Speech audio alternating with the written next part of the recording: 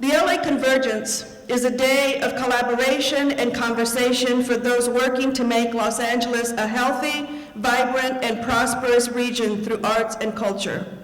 This year's theme is Building the Next LA, and our focus is on listening, asking questions, and learning. We have 25 presenters, the majority working outside the arts and culture silo. It is our hope that you will be exposed to unfamiliar and different ways of thinking today, and that you will consider new ideas, big and small, on how to advance the role arts and culture play in building our shared future. Our opening speaker is a language researcher and author of the book, Don't Buy It, The Trouble with Talking Nonsense About the Economy. As a strategic communications consultant, she has conducted multiple studies on how people reason about clean energy, sex education, economic justice, immigrants, and women's rights. A few of her clients have included the Ford Foundation, the Ms. Foundation, the Open Society Foundation, and the Congressional Progressive Caucus. She suggests that art can bring to the fore certain perceptions about how the world works and shape how people come to judgments about political issues. And please welcome Anat Shenker-Osorio.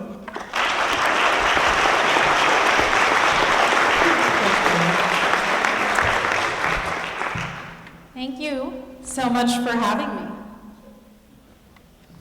I'm already failing at task 1, right? PowerPoint task. Oh, look, I've been fixed. Thank you so much for having me. It's a pleasure to be here in Los Angeles, and it's a great honor to address all of you. And I hope that we can begin this morning with a bit of provocation.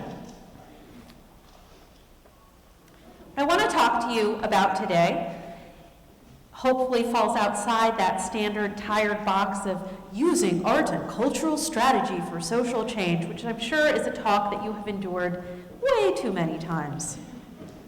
The provocation that I'd like to begin with is the notion that art doesn't serve the role of highlighting what people in advocacy decide needs to be said. It's not an after the fact. The way that we make sense of and come to judgments about the world are actually radically shaped by perceptions which are controlled principally through art and culture. Oftentimes when we get into a messaging conversation, you get handed this bit of wisdom, right? You need to meet people where they are. How many people have heard this? I'm shocked that any of you have not heard this. You're either lying or you've avoided the people I have to deal with. I would posit to you that this is complete and utter bullshit. And here's why. Our job is not to be a thermometer. We are not here to take the temperature. We are here to change the temperature.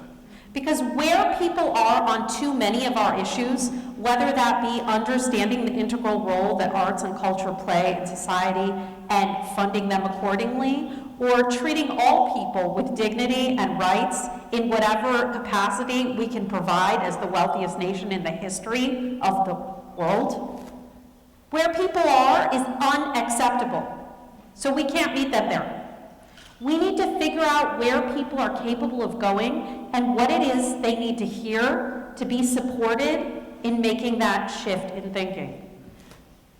Because the truth of the matter is, there is no place that people are. People are capable of toggling between multiple competing perspectives in almost the same instant. What you see here on the screen is a visual metaphor because nobody wanted to volunteer for vivisection. Nobody wanted me to show the brain. It's a very sad thing how few people want to volunteer for that. And you see the profile and the full face, right? The profile and the full face, and it's going back and forth. And you can't actually see them at exactly the same instant, but you also just can't keep one frame. And so what is our job is to toggle people into the most progressive mindset that they can access and to keep them there. Because whatever it is you think that you do, whatever it is it says on your name tag, I'm here to tell you that you're actually all in the same field, and that field is adult education. If my child's kindergarten teacher were to meet his class where they were, none of them would learn to read. Unacceptable. Where people are in our society is unacceptable on almost every issue. We can't meet them there.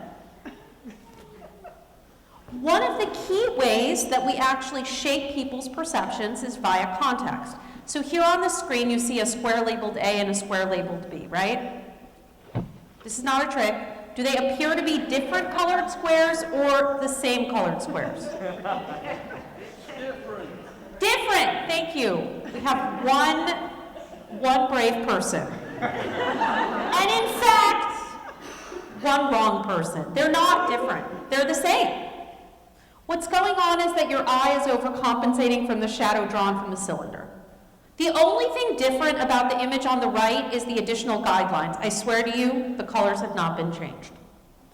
Why am I showing this to you, other than to prove you wrong? I'm showing this to you in order to make 2 points. The first is that context matters.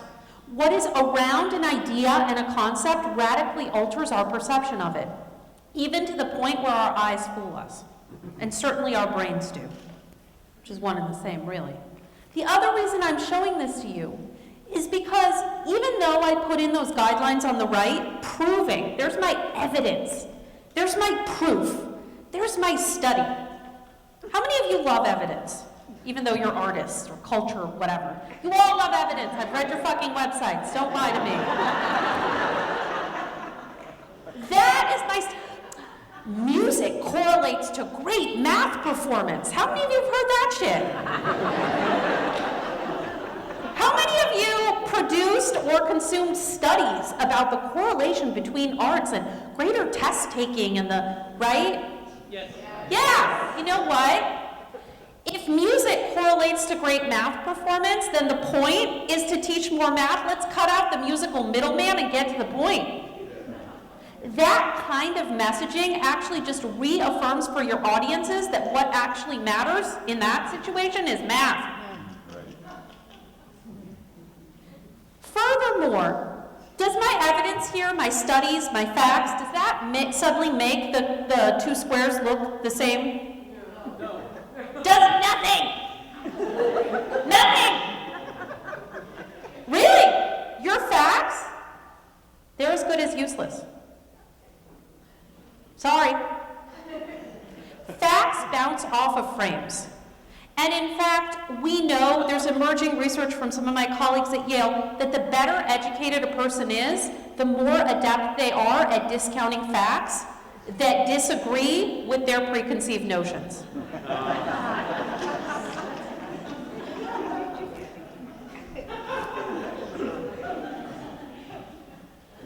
Our brains are magical sense-making machines.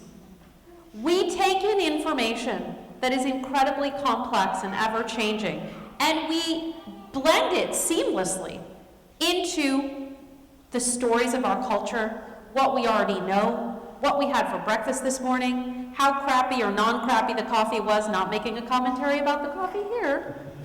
No. And these mental models are what allow us to process information and come to judgments at a rapid pace. So let's look at some of the prevailing mental models that we're bombarded with in our culture, specifically in the economic space. We hear about workers' rights. And to the great credit of some of my incredible friends and some of the people I admire most in the world, we're hearing more about workers' rights today with the Fight for 15, with fast food workers, and with Walmart workers making the same demands, and that's fantastic. This workers' rights frame actually emerged, for those of you who don't know the history, from the labor movement in order to guard against charges of socialism, right? So instead of developing a class consciousness, the proletariat versus the wealthy, or labor versus capital, there was this notion of workers' rights that was supposed to unify but not be communism, God forbid. So what does a workers' rights frame tell us? Well, it tells us that people are workers. Do you know what's in a worker frame? These things. We have tasks, we have paychecks, we have coworkers, we have bosses, right? That's what's in a worker frame, a workplace. You know what's not in a worker frame? Anything else. And so when these same advocates are saying, workers' rights, we need paid family leave, workers don't have families. Workers have work. People have families. And so that's very confusing. It doesn't make sense inside of the frame. And in fact, it's even worse than that, because we've gone and done a thing, like use phrases like work-life balance. Think about this phrase for just a moment, right? So you have life, which is a container category that theoretically has all of the things in it. And now we want to bring work on par with life. And that's like our demand. That's like a positive step forward. Right? For work to be of equal value to everything.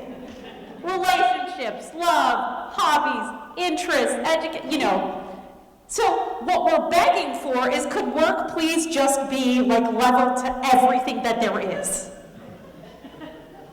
And that's us like asking a lot and being crazy socialists, right? When I have this conversation in DC, it's very confusing to them.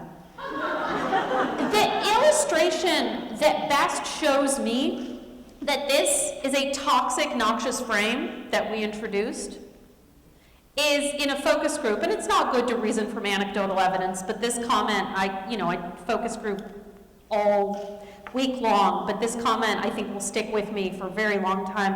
African American women in Atlanta, one woman said, work-life balance, that's white lady briefcase talk. I work for my family, so I have no idea what you're talking about.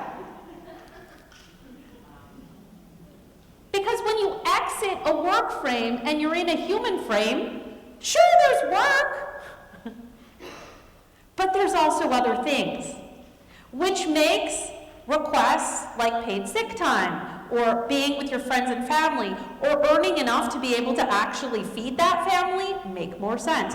Or, by the way, having some sort of culture. All of that makes sense in a human frame, not so much in a work frame. I want to show you a quick example. I happen to work a lot in Australia of what it means to toggle into a human frame. And I want you to try to imagine a US labor union ever doing an ad like this. Oh, whoops, sorry. You'd think I'd know my own slides, right?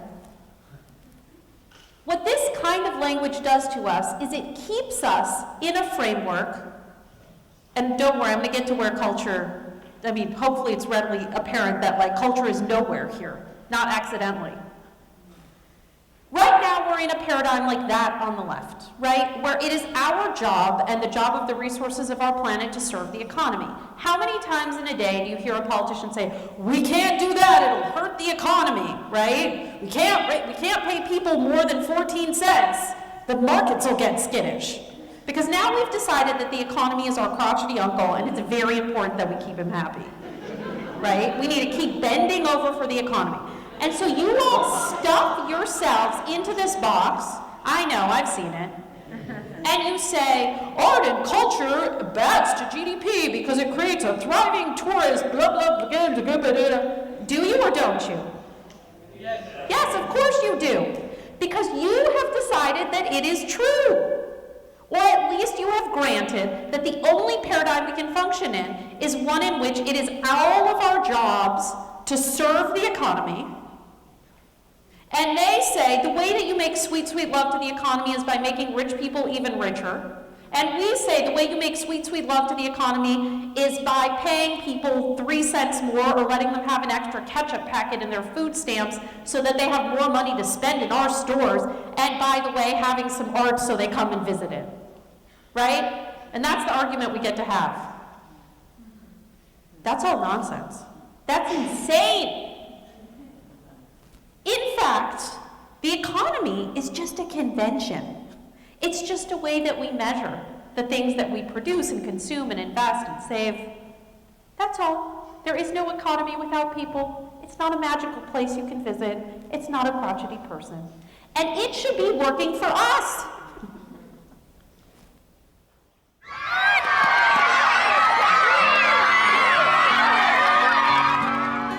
All right, look at the camera, honey. Hold your ribbon up. Where's your mum, sweetheart? Her boss made her work today. Don't you think it's time? Yeah, but the bank won't give us the loan, Dad. It's Tony's job. Yeah, but they've still got him on a short-term contract. More and more, the demands of business are eating away at the basic rights unions have won for all of us.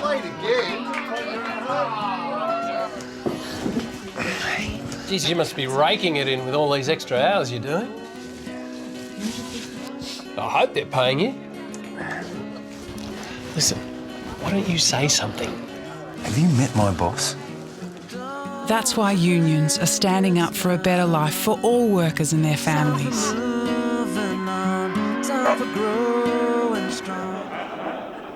What do you notice about that ad? That ad from a union? There's no workplaces in it. None. You know why? Because that's not what connects us. I'm not a nurse. I'm not a train driver. I'm not a construction worker. I'm not an artist. But I do go to birthday parties. How many of you go to birthday parties? I do have people over my house. I do attend my kids' school functions. Those are the things that are the same. The purpose of a union is to get you home at 5 or 6 and to make sure you have enough money to pay for dinner when you get there. It's not about what happens on the shop floor. Because the truth of the matter is that the world is made out of stories, not atoms. And the stories that we tell ourselves and each other rapidly and completely shape what we think is possible and true and what we desire. I'll show you an example of the way that a story radically changed our culture. For a long time, the prevailing story that we had from the right wing was a story of individual responsibility. It took the form of Horatio Alger and pulling yourself up by your bootstraps. And in fact, it was so complete, it made it across the pond, right? Here's Margaret Thatcher telling us there's no such thing as society.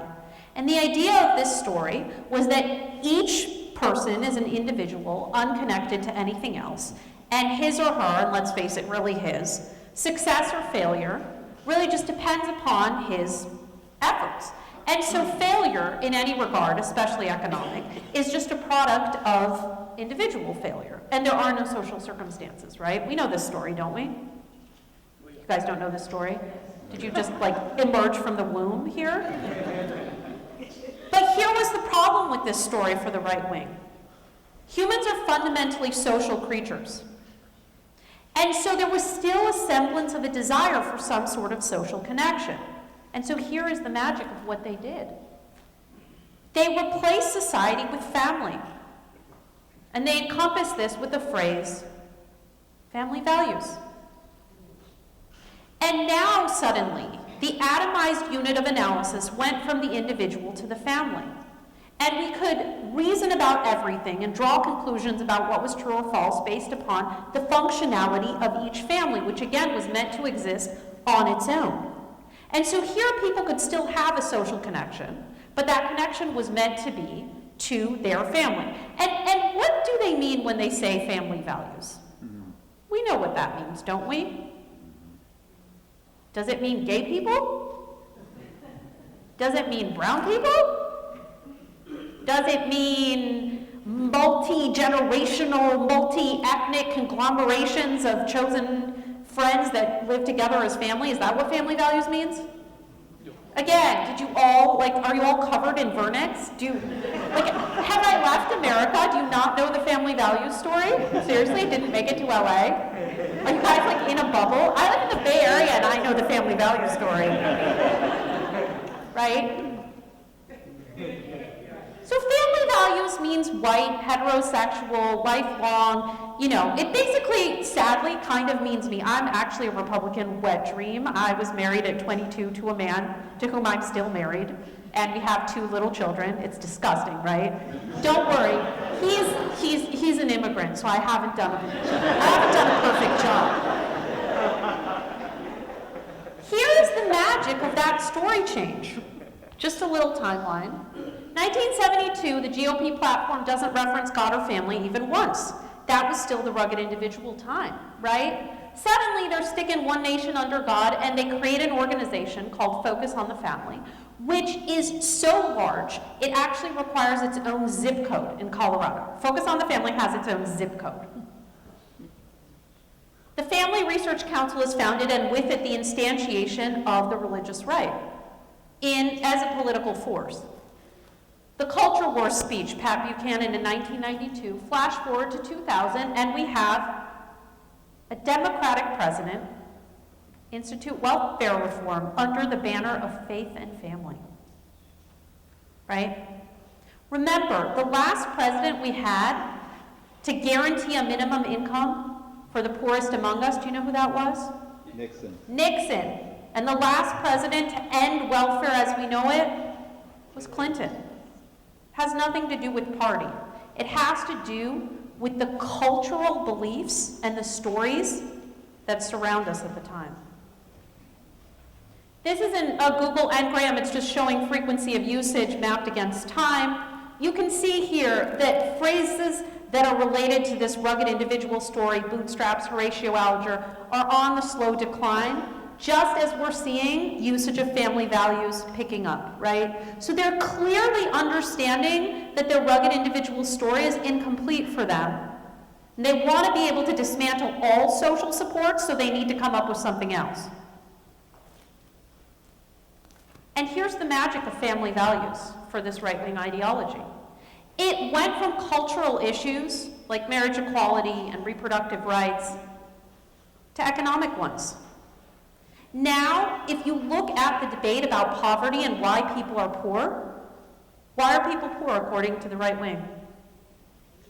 Because of family disintegration, because of single mother households, because of not getting married, because of out-of-wedlock births. Everything can be traced back to the family, because again, there is no unit of analysis beyond it. This is a magical storyline for them. It lets them have everything. But we also know about changing storylines, and I'm going to close with two examples and then hopefully a provocation. The first is around marriage equality, an issue we know well in this state. Leading up to the Prop 8 debacle, there was a lot of polling done of the vein of meeting people where they are. And do you know what that polling said? That polling said, gay people are so scary we can't even look at them. So the TV ads, do you guys remember the TV ads for Prop 8? That old straight couple talking about their children, right? Our daughter should be allowed to have the same right to marry her partner as our son has to marry his wife. Remember those? Because the polling said that where people were was that they couldn't handle this. What does it say to people when the organizations that are fighting for equal rights for LGBT folks are so afraid of LGBT folks that they won't even put them on TV? What message do you think that sends? Because that is a misreading, that is a misapprehension of the formulation of public opinion. The polls also said people are freaked out about children, right? And the people who were pushing Prop 8 went on a rant, they're going to be teaching your kindergartners sodomy. Remember that? Yeah? I have to say, second grader still doesn't know about sodomy, which is just a testament to how bad Oakland Public Schools really are. I'm just kidding. I love my son's public school. So, what did we do? We created a rights-based argument. We need a right to marry, and this is everybody's right. And we talked about hospital visitation, and we talked about taxes, right? And we talked about all the financial implications of not being wed. Because this is what we thought the story needed to be. When was the last time you guys ever attended a wedding and the officiant said, "I now pronounce you joint filers"? So here's what happened with that story. All us straight married people were like, what are they talking about? That's not how I feel about marriage. Marriage is not about joint filing status, and it's not about hospital visitation. You know what marriage is about? It's about love and commitment and family and, yes, children. And so the story changed. And this isn't all that changed, but this is a big piece of it. We threw away that tired misunderstanding of how we needed to reach people, and we realized that we couldn't accept where people were. We needed to understand where they were capable of going and what it took to bring them there. And look where we are with marriage equality. It is a change, a rapidity of change that is basically unprecedented in social history. Another example, an example that sadly we don't have the policy win on yet because immigration, unfortunately, has the misfortune of being governed at the federal level, and we don't have a state workaround. And as we know, our federal government is like the worst reality television show on earth. So, for a long time, we were arguing about rule of law and getting right with the law, and yes, of course we need to secure the border, even as we help people earn a pathway to citizenship. And we created a message in 2009 that was supposed to be centrist and make us sound reasonable, that went, we need to be tough, fair, and practical. We need comprehensive immigration reform that is tough, fair, and practical. We need to be tough on those that crossed our border without permission, and practical, restoring the rule of law and understanding we're never going to find and deport 12 million people. We need to crack down on illegal employers and turn immigrants into productive, tax-paying citizens, right? That was our message. Because we read the polls and we were told this is where people are if you sound tough. And you know what? How well did that work? All that did was remind people that we have a border problem, that immigrants are intractable, unbidable children that need to be made to do right.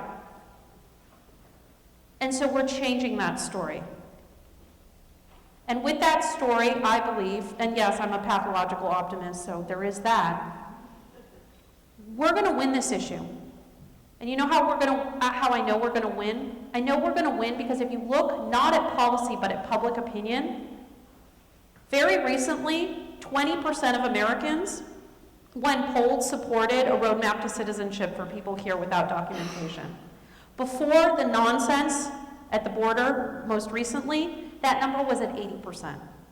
That is an incredible shift that is actually larger than the public opinion shift around marriage.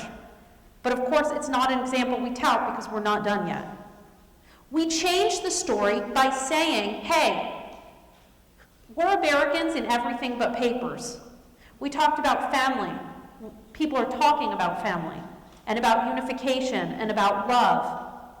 And we changed the story from one of pleading and saying, please, please, please, I'm such a nice person.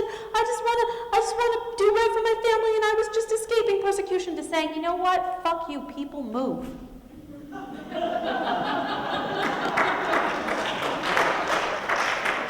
And we change our laws to comport with our values. We do not change our values to comport with our laws. America is supposed to be the land of the free and the home of the brave, and that's a good thing. So let's make it that way. You know who an immigrant is? Person who sees a fence and says, we'll jump over it. You tell that person no, and they think it means convince me. They're an American. That's what Americans do.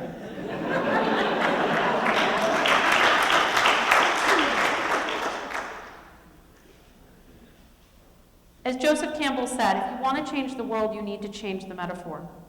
And as long as we're stuck in a paradigm in which we are here to serve the economy, we have to bend whatever it is we want into some sort of economic expediency argument or something about the rule of law and bend to our opposition's frames, we will never have what we want.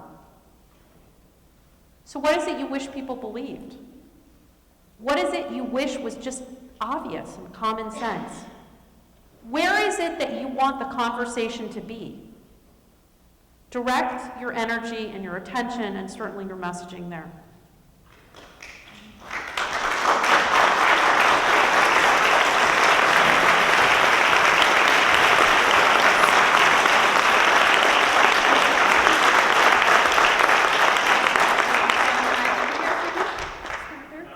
All right, I'll talk loudly. Nice auditorium. This was awesome. awesome. I feel so energized listening. So thank you, Anat, one more time. Wow. At this point, we want to have a few moments to have a question and answer time with Anat while we have her here on the stage. So at this time, Ginny is going to be moving through the audience. If you want to shout or speak loudly with your theater voice from your seat, you can. Or Ginny has the microphone. I want to ask a question. Okay. And he can't hear you. Can't hear me? No.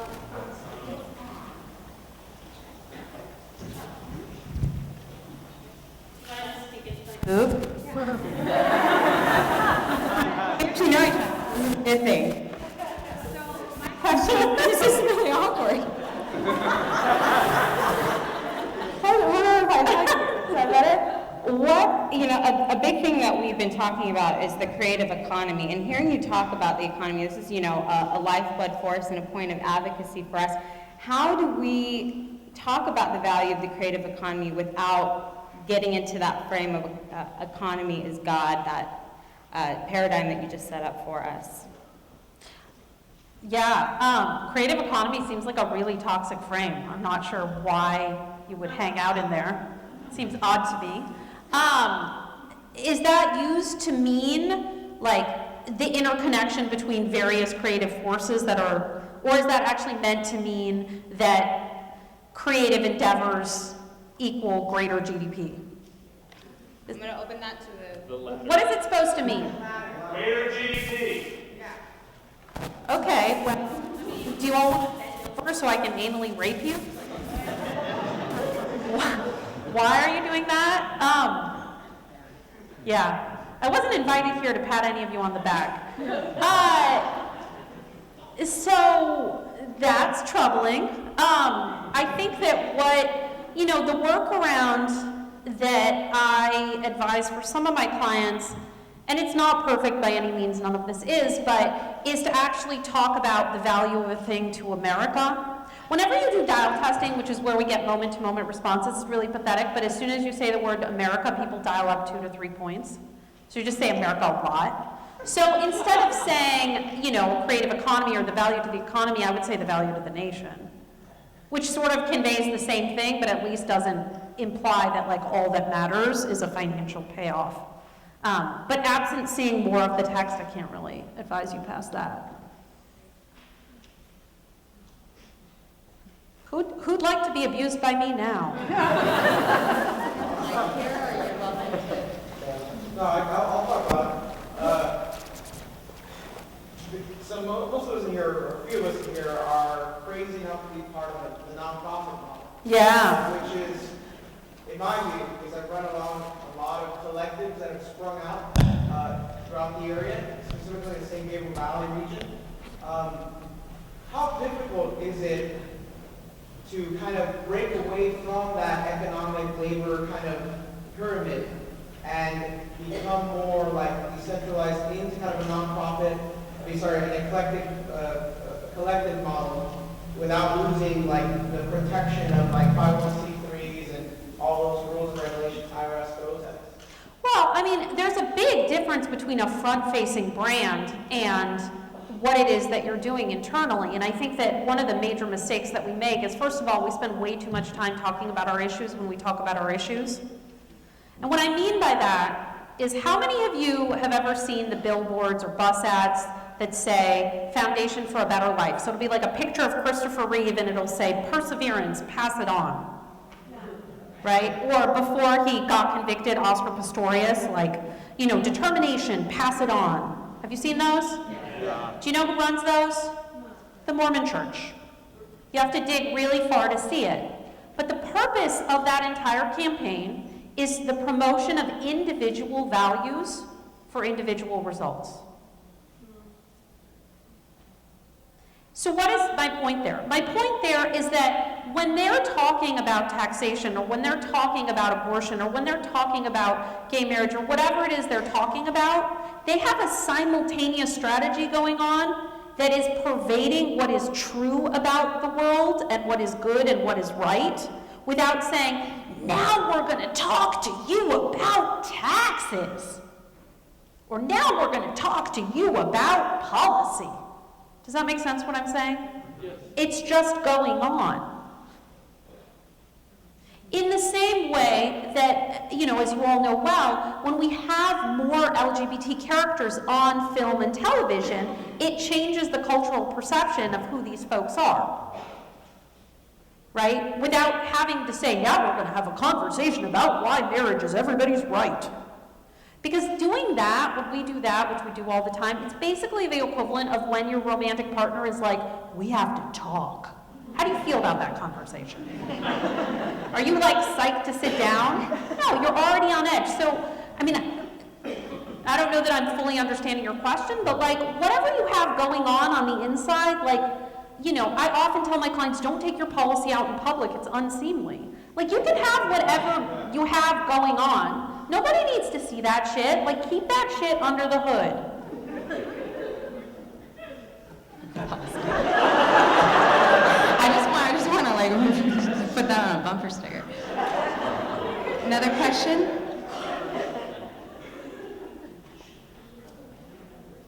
I can't see well, so if you're raising, okay, let's go have some drinks. Yeah, back row. Mm-hmm.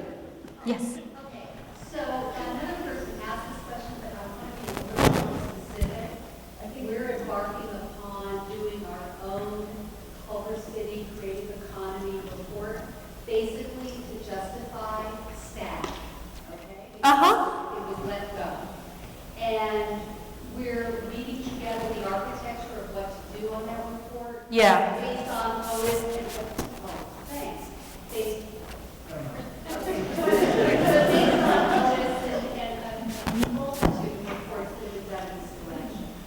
What do you think would be the most important, because we want to deliver it in a certain way, what do you think would be the most important way to change minds, that it isn't just something pretty, it's something pleasurable, that is outside of the box?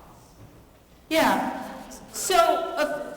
So again, if you're talking about releasing a report, right, and you're gearing it towards policymakers, that's one thing. If you're talking about trying to create a front-facing brand, whether that's a leaflet or a commercial or whatever, that's meant to get more of the community engaged, then those are two different things. So first of all, I just want to like bookmark that. Yeah, I mean, I say that haltingly because that's the pushback that I get all the time. I have the misfortune of working often in DC. People are like, yes, that's fine, but policymakers, we have to talk to policymakers. Here's a little known fact. Policymakers are actually humans whose brains are also human brains that also are like pulled by all these heartstrings. So this division that we've set up, that, you know, the people in Sacramento or the people in City Hall or the people in DC, like, they speak some sort of other foreign language, that's actually not true. We double down on that notion and we all decide we're going to speak to them in policy talk at every level, and so we reinforce their inability to be bilingual by going and saying we have to talk to them in this like stupid way. Actually, they're humans. I know it's weird. There's not a lot of evidence, but I still believe that that's true. So to your question, you know, I think that one of the primary things is actually curiosity. We find that when you look at the psychological underpinnings for what makes people more conservative and more progressive, the thing that correlates most strongly with a more progressive mindset falls along a scale that we call in psychology tolerance of ambiguity. It's just a fancy way of saying ability to handle change. So if you, in a battery of questions like, I want tomorrow to be like today, I desire known outcomes, I keep few close relationships throughout life, I find myself uncomfortable in new situations, the more you fall on the intolerance of ambiguity, the more conservative your preferences tend to be. And converse. Also, the more that you're put into a sort of tolerant of ambiguity state, the more progressive you will score on policy tests. So it's both sort of an inherent characteristic. Some of us are more tolerant of ambiguity, some of us are less, but it's also true that we all occur on a spectrum, and the more we play up the sort of difference, change, comfort with novelty, the more people want things like progressive taxation, or are cool with marriage equality, or are fine with women, I don't know, deciding what happens to them. Crazy stuff like that. Crazy. So, you know, if I were sort of coming up with it on the spot, which unfortunately is what I'm doing, which isn't to say this is like the perfect answer, I would say, who would we be without art? Like, ask people and ask them to imagine. And if I were storyboarding the ad, I would try to imagine some dystopian landscape that was like colorless, shapeless, you know, that was sort of 1970s Soviet-style architecture, and just, you know, who would we be without art? Or what would we be without difference? Or what would we, you know, I would ask people to contemplate the alternative. I think that is a great note. Thank you. Thank you, Anat, for inspiring us, and I think we are moving from this session with things that have really provoked our thoughts as we move into the next sessions of the day. I want to give just a few notes of instruction, but one more round of applause for Anat.